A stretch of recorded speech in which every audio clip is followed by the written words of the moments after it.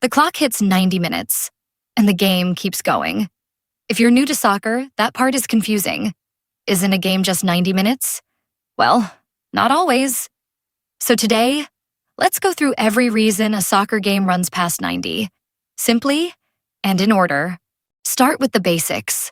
A soccer game is 90 minutes long. That's 2 halves of 45 minutes each, with a short halftime break in between. Those 90 minutes have a name, normal time. That's our starting point. Everything else gets added on top of it. The first thing that gets added is stoppage time. Here's why it exists. In soccer, the clock never stops. So, whenever play stops, for an injury, a substitution, a goal celebration, that time gets lost.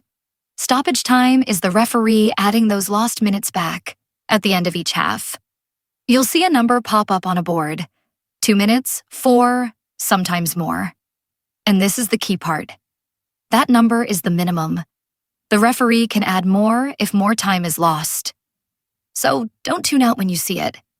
Goals scored in stoppage time count completely, and some of the most dramatic moments in soccer happen right there. Now, stoppage time can be added in any match, group stage or knockout. It doesn't matter.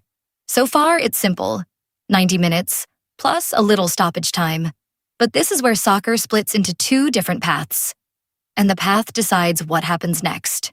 Path 1, the group stage. These are the opening games where teams are collecting points.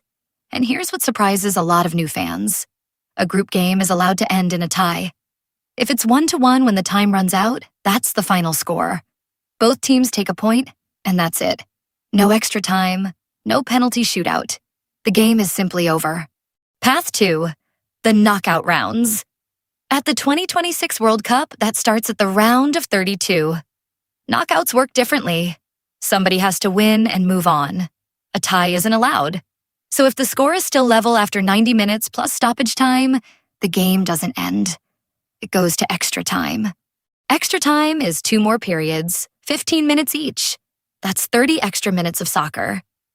And both halves are always played all the way through. There's no first goal wins anymore. That old golden goal rule is gone. Whichever team is ahead when those 30 minutes end wins. But what if it's still tied? Then we reach the final step, the penalty shootout. And I'm using the full phrase on purpose, because a penalty shootout is not the same as a single penalty kick during the game. In a penalty shootout, the teams take turns shooting from the penalty spot. 1 player, 1-on-1 against the goalkeeper. 5 kicks each to start, and whoever scores more wins. If they're still tied after 5, it goes 1 round at a time, until one team scores and the other misses. That is how a knockout game finally gets its winner. So here's the whole ladder, top to bottom. 90 minutes of normal time, plus stoppage time, which can be added in any game. Then, in the knockouts only, extra time if the score is tied, and a penalty shootout if it's still tied after that. And the one thing to remember, a group game can end in a draw, but a knockout game must have a winner. If you want every matchday rule like this on one simple page, my free World Cup 2026 Beginner Survival Guide is linked down in the description. I'll see you in the next one.